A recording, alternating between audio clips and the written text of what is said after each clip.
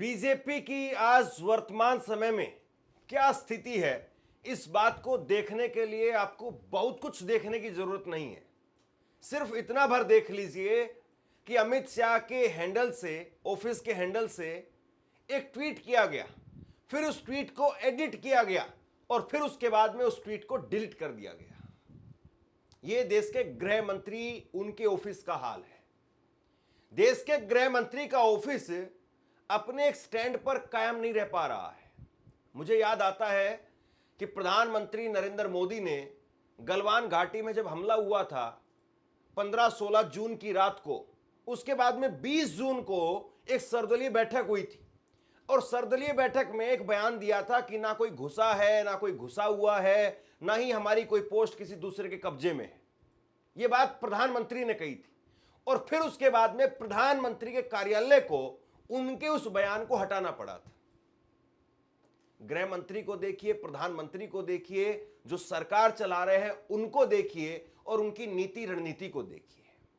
घुसपैठिया और मुसलमान, ऐसा लग रहा है कि बीजेपी की दाल गल नहीं पा रही है और इसीलिए बिहार चुनाव से पहले एक बार फिर से मुद्दा गरमाने की कोशिश की जा रही है और इस बार लाया गया है घुसपैठिया और मुसलमान। अमित शाह जी वो एक कार्यक्रम में थे, दैनिक जागरण का एक कार्यक्रम था और दैनिक जागरण खुद क्या करता है और अमित शाह वहां जाकर के क्या करते हैं, इस बात को भी देख लीजिए। वहां जाकर के अमित शाह ने कहा कि इस देश में जनसंख्या के हिसाब से अगर आप देखें तो मुसलमानों की संख्या और हिंदुओं की संख्या वो घटती चली गई और इसके बाद में उन्होंने भरे मन से जो बात बोली उसमें तो अपने ही आपको, अपनी सरकार को ही एक्सपोज कर दिया। उन्होंने कहा कि पिछले 11 सालों में, पिछले 10 सालों में मुसलमानों की संख्या 24% बढ़ी है और इसके पीछे घुसपैठिया सबसे बड़ी वजह है। अब यहां पर 11 सालों में नेहरू जी की सरकार है, अटल बिहारी वाजपेयी जी की सरकार है, मनमोहन सिंह जी की सरकार है या माननीय प्रधानमंत्री नरेंद्र मोदी साहब की सरकार है या माननीय मजबूत गृह मंत्री अमित शाह जी की सरकार है? किसकी सरकार है? सरकार आपकी है जनाब, और आपकी सरकार है और तब यह हाल है। ये जरा देखिए ट्वीट, आप देखिए। सबसे पहले ये ट्वीट किया गया और इस ट्वीट के अंदर जो है वो दिखाया गया कि किस तरीके से जो है वो जनसंख्या बढ़ रही है। ये जनगणना के हिसाब से बताया गया। इसमें कहा गया कि 1951 में हिंदू 84% थे, मुस्लिम 9.8% थे।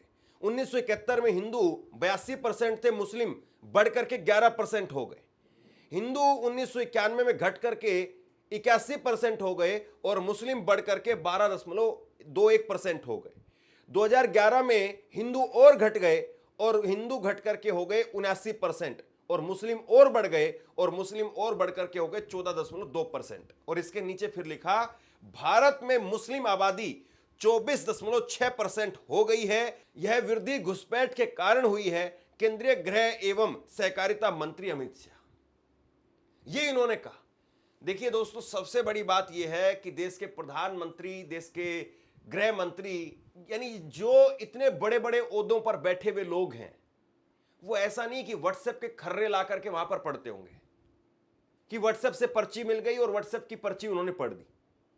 उनके बाकायदा मंत्रालय हैं, बाकायदा मंत्रालयों में लोग हैं, टीम है और वो उनको आंकड़े देते हैं। वो आंकड़ों, वो फाइल के साथ में वो बातें रखते हैं।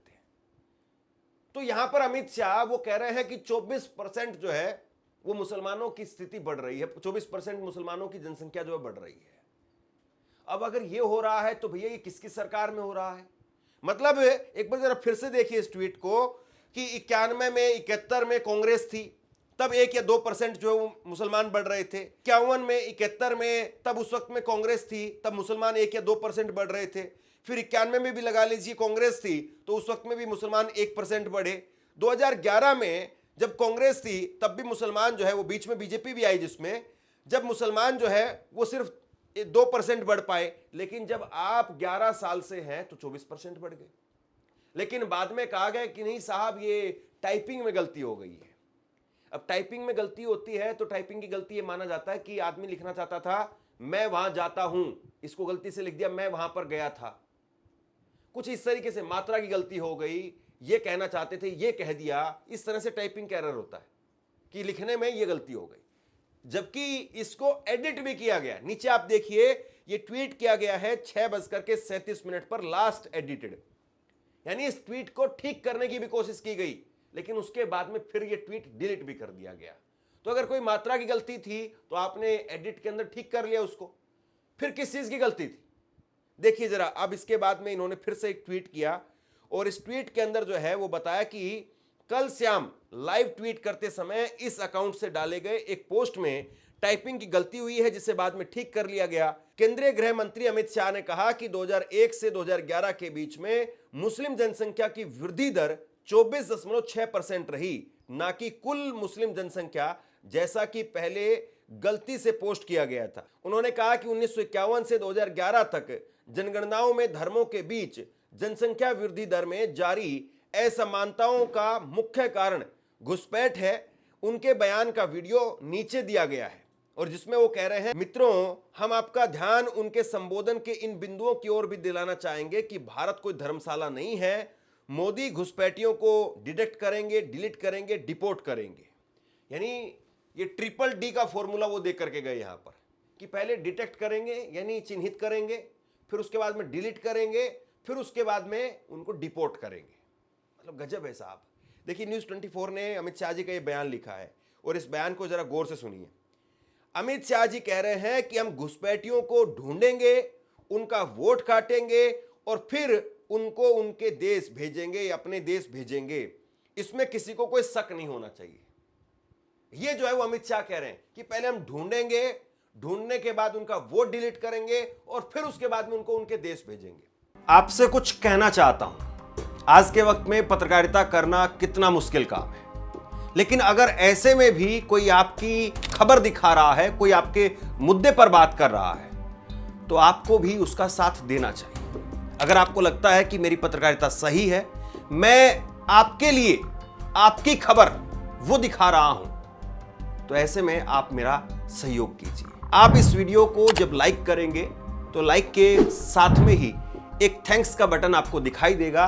उस थैंक्स के बटन पर आप क्लिक कीजिए और जो भी सहयोग राशि दे सकते हैं वो दीजिए। दूसरा, आप चैनल को ज्वाइन कर सकते हैं और चैनल को ज्वाइन करके भी मुझे मदद कर सकते हैं। अब जरा इसको एक उदाहरण के तौर पर समझिए। जैसे आजकल मौसम में मच्छरों की जो है वो एकदम से वृद्धि हो जाती है, तो क्या आप ये करते हैं कि पहले आप देखते हैं, ढूंढते हैं कि कहां पर मच्छर है, फिर उसके बाद उस मच्छर को पकड़ते हैं और फिर पकड़ करके उस मच्छर को आप मारते हैं? क्या आप ऐसा करते हैं? बिल्कुल ऐसा नहीं करते हैं। किसी के पास में इतना वक्त नहीं है और इतना करना वो बिल्कुल मूर्खता का काम है। सीधा आप जो है वो ऑल आउट लगाइए या कोई भी कंपनी की एक मॉस्किटो को लेकर के कोई भी दवाई आती है वो लगाइए और उसके बाद में वो पूरा वातावरण अपने आप मच्छरों से रहित हो जाएगा। सारे मच्छर उस पूरे कमरे को छोड़ करके भाग जाएंगे। मैं यहां पर कोई मच्छर और आदमी की तुलना नहीं कर रहा हूं, लेकिन जरा इस बात को समझिए आप कि एक सामान्य इंसान भी अगर टेक्नोलॉजी का सहारा लेकर के अपने घर को मच्छरों से रहित कर सकता है, उस पूरे कमरे से मच्छरों को भगा सकता है, तो सरकार तो बहुत बड़ी चिड़िया होती है। सरकार कोई ऐसे छोटी चिड़िया का नाम नहीं होता है। सरकार के पास में तो टेक्नोलॉजी, दुनिया भर की चीजें होती हैं। आप कह रहे हैं कि पहले हम पकड़ेंगे, फिर वोट डिलीट करेंगे, फिर उसके बाद में उनको डिपोर्ट करेंगे। भैया, आप उनको पकड़ करके सीधा डिपोर्ट कर देंगे तो अपने आप ही वोट वगैरह, पैन कार्ड वगैरह सब कुछ जो भी उन्होंने बनवाया होगा सब अपने आप डिलीट हो जाएंगे, कि वो आदमी सिस्टम से डिलीट हो जाएगा अपने आप, और उसको फिर डिलीट करते रहिए। बाद में उसको पकड़िए और पकड़ करके सीधे भेज दीजिए। लेकिन आप ये नहीं काम कर पा रहे हैं, और मैं नहीं कह रहा हूं ये। आप जरा ये आंकड़े देखिए, और ये आंकड़े किसी और के नहीं है बल्कि ये सरकार के आंकड़े हैं। ये आंकड़े देखिए, मनमोहन सिंह की सरकार के समय पर 2005 से 2013 के बीच में कितने घुसपैठिए बाहर किए गए देश से? 88,792 घुसपैठिए बाहर किए गए। और मोदी जी के सरकार के समय पर 2014 से 24 के बीच में 3,518 घुसपैठिए बाहर किए गए। यानी वहां पर 8 साल में 88,000 घुसपैठियों को डॉक्टर मनमोहन सिंह की सरकार ने बाहर कर दिया, और ये लोग 10 साल में 3,000 घुसपैठियों को बाहर कर पाए। वो 8 साल में 88,000, ये 10 साल में 3,000। अगर आप पर्टिकुलर नंबर सुनेंगे तो जरा नंबर सुन लीजिए। इन्होंने 2015 के अंदर 474 घुसपैठियों को केवल बाहर किया 2015 में। 2016 में 308 घुसपैठियों को बाहर किया। 2017 में सिर्फ और सिर्फ महज 51 51 घुसपैठियों को बाहर किया। यानी आप इतना तो अगर आप ढूंढने लगेंगे तो इतने घुसपैठिए तो आप किसी पर्टिकुलर एक जिले में या एक राज्य में ढूंढ सकते हैं, किसी भी एक महानगर में आप ढूंढ सकते हैं। अगर आप जाएंगे तो मुंबई के अंदर आपको मिल जाएंगे, आप अगर आप जाएंगे इससे ज्यादा कहीं ज्यादा वो दिल्ली में मिल जाएंगे, इससे कहीं ज्यादा आपको गुरुग्राम में मिल जाएंगे, पटना में मिल जाएंगे या कोलकाता में मिल जाएंगे। क्योंकि कोई भी घुसपैठिया या कहीं से भी कोई भी लोग आते हैं तो जाहिर सी बात है उनका मकसद होता है पैसा कमाना। या तो अवैध गतिविधि करने के लिए आदमी आता है या पैसा कमाने के लिए आदमी आता है, क्योंकि वहां उसके राज्य में वो मरा हुआ है। जैसे भारत से भी बहुत सारे लोग डंकी मार करके अमेरिका जाते हैं, दूसरे दूसरे देशों में जाते हैं, और वो लोग वहां पर किस लिए जाते हैं? गलत काम करने के लिए तो जाते नहीं है, इसलिए जाते हैं कि यहां पर रोजगार काम धंधा वो उस तरह से नहीं कर पा रहे हैं, या उनके जो सपने हैं उतना पैसा वो यहां नहीं कमा पा रहे हैं, इसलिए अपने जीवन को रिस्क में डाल करके वो वहां जाते हैं, वहां जाकर के पैसा कमाते हैं।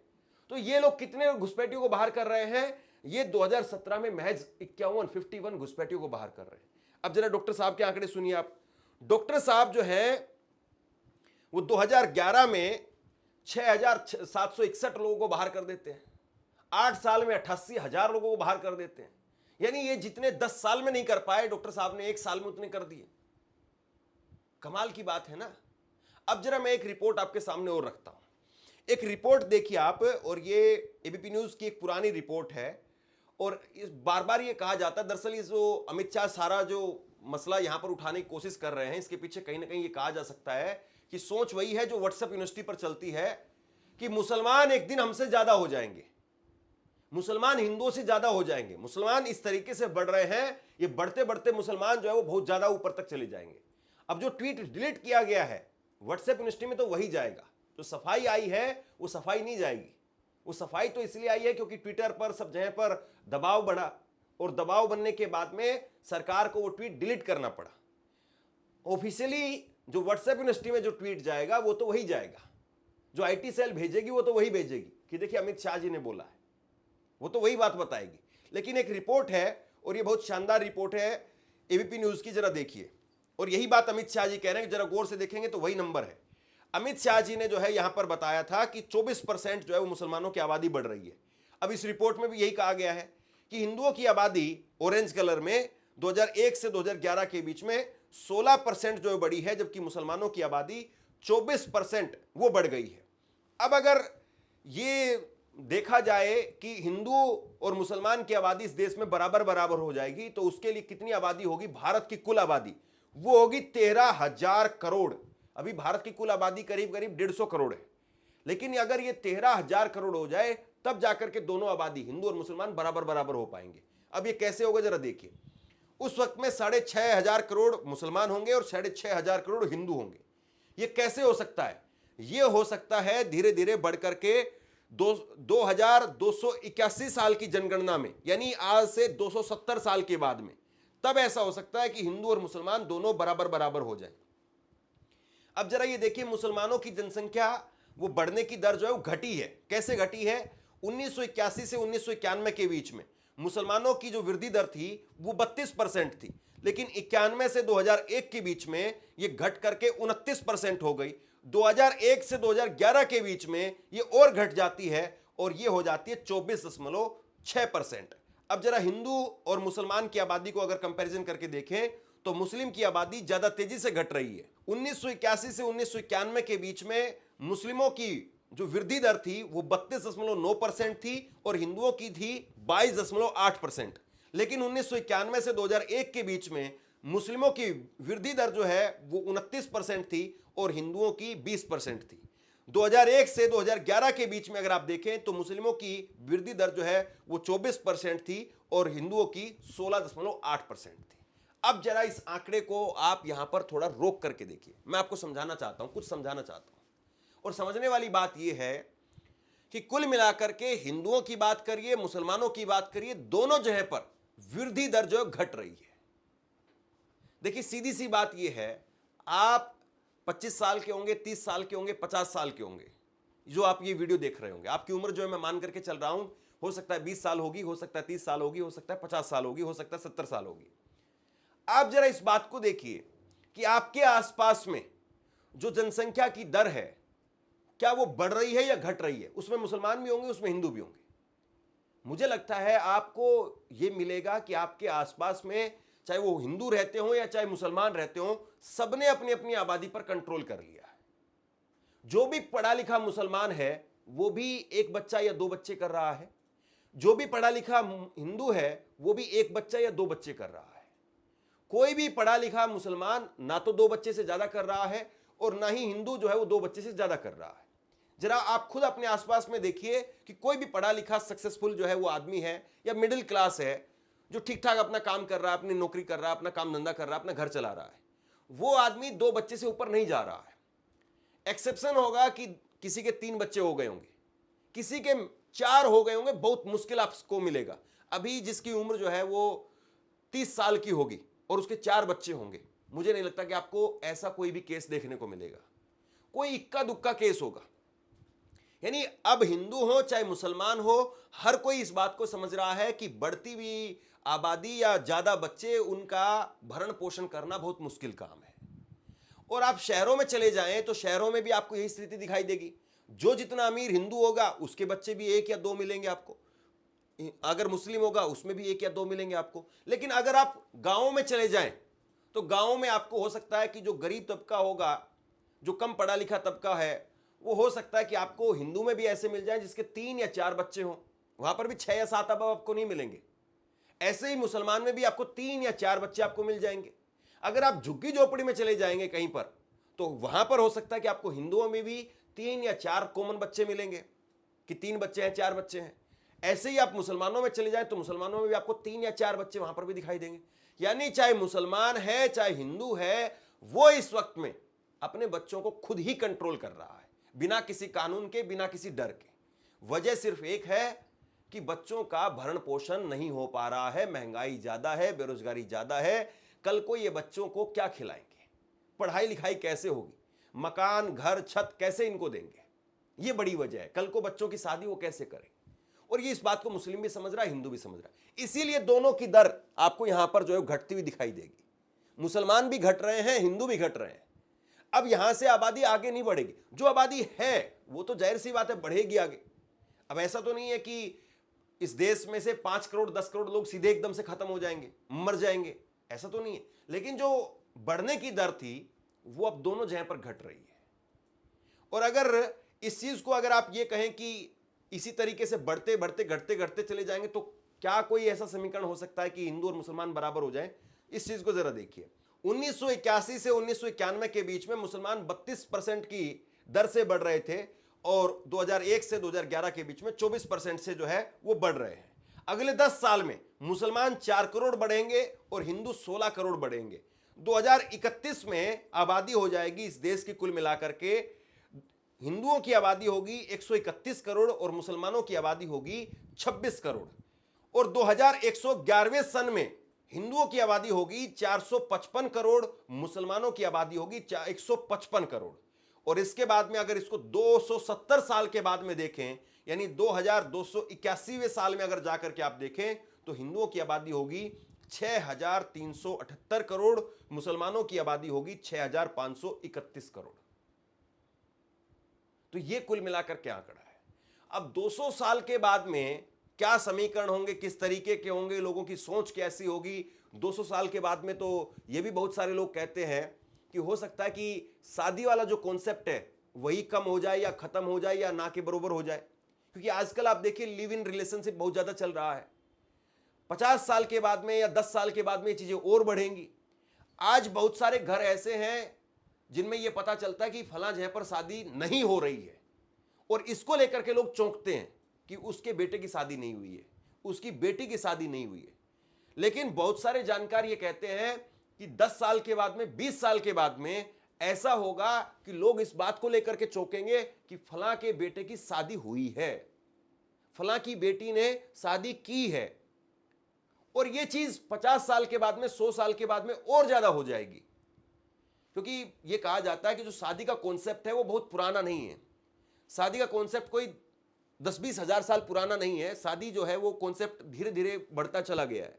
पहले इंसान भी जानवरों की तरह से खुले में ऐसे ही जंगलों में रहता था, लेकिन उसके बाद में धीरे धीरे जैसे जैसे इंसान की समझ बढ़ी, उसके बाद में शादी का कॉन्सेप्ट जो है वो साथ में आया। पहले इंसान ने साथ साथ रहना शुरू किया कि बच्चा किसका है। पहले इंसान जानवरों की तरह से खुले रहते थे, बिना कपड़ों के भी रहते थे, तो वहां पर कॉन्सेप्ट नहीं था शादी का। फिर ऐसा हुआ कि ये बच्चा किसका है ये पता चले, तो इसके लिए जो गर्भवती महिला है वो और जिसने उसके साथ में संबंध बनाए हैं वो एक साथ रहेंगे। फिर वहां से धीरे धीरे घर बनाने का कॉन्सेप्ट शुरू हुआ, इंसान की सभ्यता जो धीरे धीरे डेवलप हुई, और उसके बाद में फिर कई सालों के बाद में जाकर के शादी का कॉन्सेप्ट जो है वो निकल करके सामने आया कि कोई बच्चा हम पैदा कर रहे हैं तो एटलीस्ट उस बच्चे का भरण पोषण, उस बच्चे को उसको जो है वो उसकी लिखाई पढ़ाई, उसको आगे बढ़ाने का काम, उसकी जिम्मेदारी वो हम उठाएंगे। तो ये सारा जो कॉन्सेप्ट है धीरे धीरे कई सालों में जो है वो निकल करके फिर यहां तक पहुंचा आज। लेकिन अब ये उल्टी दिशा में भी जाता हुआ दिखाई दे रहा है, और बहुत सारे विश्लेषक ये कहते हैं कि अब जैसे लिव इन रिलेशनशिप आया है कॉन्सेप्ट कि बच्चे पैदा ही नहीं करने हैं, बिना शादी के एक साथ रह रहे हैं, धीरे धीरे ये कॉन्सेप्ट और बढ़ेगा। आजकल शादी करने के लिए लड़का हो या लड़की हो तैयार नहीं है, 30-30 साल में तैयार नहीं है। तो ऐसे में जब ये कॉन्सेप्ट बढ़ेगा तो फिर उसके बाद में ये कहा जा सकता है कि लोग इंडिपेंडेंट इतना हो जाएंगे, पॉलिसीज निकल करके सामने आ जाएगी कि लाइफ इंश्योरेंस है, हेल्थ इंश्योरेंस है, आपको बच्चे की हेल्थ इंश्योरेंस एक करवा करके दे दी, उसकी लाइफ इंश्योरेंस करवा करके दे दी, उसकी एजुकेशन को लेकर के एक इंश्योरेंस करवा करके दे दी कि एजुकेशन का मामला भी कोई और कंपनी देगी। यानी कुल मिलाकर के जो कॉन्सेप्ट है वही खत्म हो जाएगा। तो इतनी सारी कहानी आपने सुनी, अब बताइए अमित शाह जी या भाजपा आरएसएस जो बात कहती है कि मुसलमान यहां चले जाएंगे, मुसलमान वहां चले जाएंगे। जब सभ्यता बढ़ती है, सोच बढ़ती है, तो हर कम्युनिटी के अंदर जो चीजें डेवलप होती हैं, किसी कम्युनिटी में ज्यादा हो सकती है, किसी में कम हो सकती है, लेकिन कैसे जो है तुर्रा दिया जा रहा है कि मुसलमान जो है पता नहीं क्या कर लेंगे, मुसलमान पता नहीं कहां चले जाएंगे, मुसलमान पता नहीं इस देश पे कैसे राज करेंगे। कोई कहता है कि अगर कांग्रेस रह जाएगी तो 2034 के अंदर कोई मुसलमान इस देश का प्रधानमंत्री बनेगा, ऐसे से डराया जाता है कि मुसलमानों की संख्या ऐसे से हो जाएगी। तो बहरहाल अमित शाह जी देश के गृह मंत्री हैं और उम्मीद करते हैं कि जो कुछ वो कहते होंगे करते होंगे उनकी टीम इस बात को सीरियसली लेगी, क्योंकि एक तरीके से ये अच्छा नहीं लगता है कि देश के गृह मंत्री कुछ कहें फिर उनका उसके बाद में उनका ऑफिस उसको ट्वीट करे फिर डिलीट करे, ये बात तो कुछ समझ में आती नहीं है। खैर, आपको कुछ समझ में आया हो तो मुझे नीचे कमेंट बॉक्स में अपनी राय लिख करके जरूर बताइए, इस खबर को शेयर कीजिए। धन्यवाद।